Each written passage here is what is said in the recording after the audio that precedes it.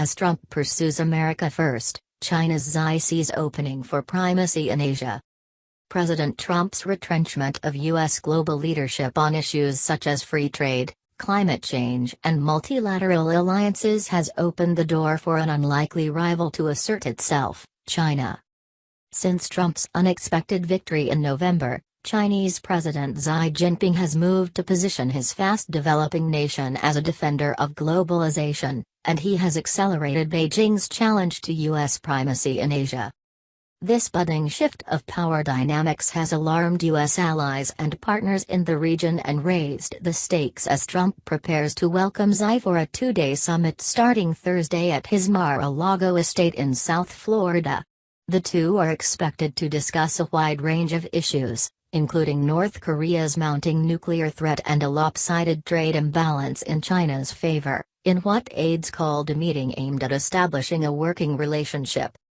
Administration officials told reporters Tuesday that Trump will exhort Xi about the urgent need to exert more economic pressure on Pyongyang to curb its nuclear and ballistic missile testing, as U.S. patience with North Korea has been exhausted after it turned down opportunities to join the community of nations. "The clock has now run out, and all options are on the table for us," one official said of North Korea. In an interview last weekend with the Financial Times, Trump suggested he would consider using the threat of trade sanctions as leverage to persuade Beijing to act with regard to Pyongyang. "If China is not going to solve the problem, we will," the president said. Speaking to business leaders in Washington on Tuesday, Trump said he had a lot of respect for Xi, but he emphasized China must do more to open its markets to U.S. companies. "We have to do better," Trump said. More broadly, however, the Trump administration has not developed or publicly enunciated a coherent policy to deal with China's growing economic and military clout. And Trump, who called China a currency manipulator during his campaign, has delivered mixed messages on how far he is willing to go to confront Beijing. For example, Trump angered Chinese leaders by accepting a congratulatory phone call from Taiwan's president after the election and questioning the United States' commitment to the One China policy that has undergirded the bilateral relations for decades. But, after Xi reportedly gave him the silent treatment, Trump agreed to honor the policy during a phone call.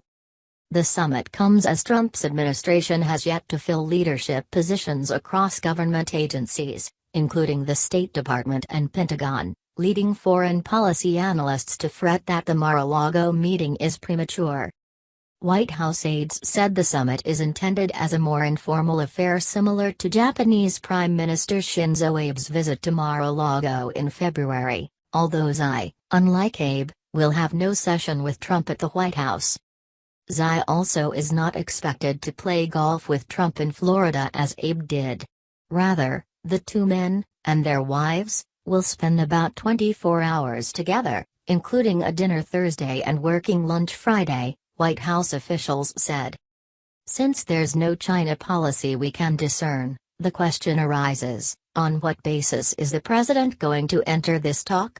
"Who the hell knows," said Robert D. Blackwell, who served as U.S. ambassador to India during the George W. Bush administration. In 2015, Blackwell co-authored a paper, widely read in Washington, calling for a new grand strategy aimed at containing China's rise.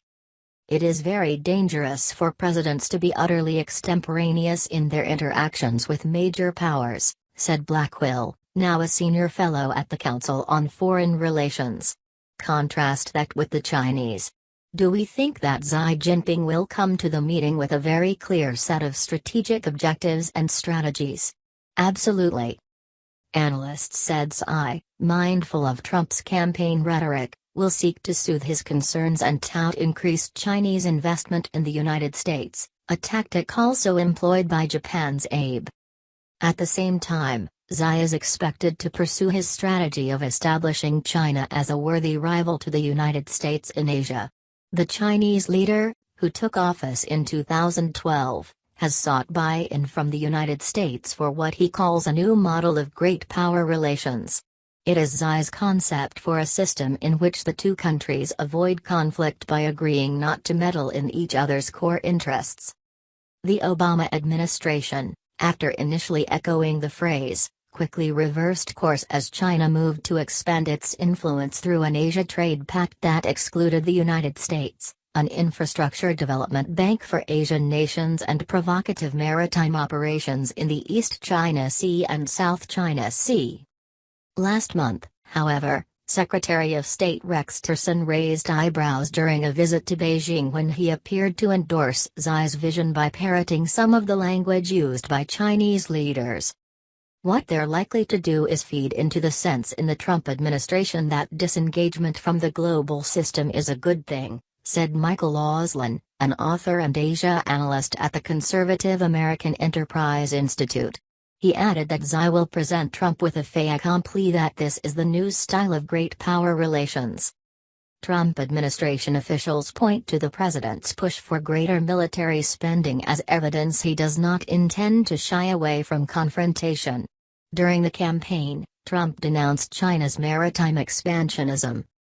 But the blustery unilateralism that has defined Trump's America First agenda has already had consequences. While President Barack Obama sought to hedge against China's rise by building multilateral partnerships, Trump has moved to unwind them. In his first week, Trump signed an executive order pulling the United States out of the 12-nation Trans-Pacific Partnership that Obama touted as an alternative to the Chinese trade model. Last week, Trump moved to reverse federal regulations established by Obama to curb U.S. carbon emissions, casting doubt on the United States' ability to meet its obligations under a global climate agreement signed in Paris in 2015 that includes China. Into the void stepped Xi, with a pair of speeches at an Asia-Pacific Economic Summit in Lima, Peru, last fall and at a forum of global economic elite in Davos, Switzerland, in January, in which he offered a stout defense of liberalizing trade rules and taking steps on climate. In my view, economic globalization delivers benefits to all, Xi said in Lima. In Davos, he called the climate accord a hard-won achievement and added that all signatories should stick to it instead of walking away from it. Trump did not send a representative to Davos, which took place days before he was sworn in. Aides said he viewed the gathering as a betrayal of his populist campaign message. "I do not want to be the president of the world," Trump said at an event hosted by Building Trade Unions Tuesday. While analysts said China also is not interested in, or capable of, assuming the mantle of global leadership, they emphasize that Beijing's neighbors in Asia have been forced to rethink their relationships with the United States. There are big opportunities for the Chinese as a consequence of the America First policy, said Ian Bremmer, president of the Eurasia Group, a global risk assessment firm. A lot of countries that used to think they could count more on the United States and were already concerned under Obama are vastly more so under Trump. Please subscribe my channel.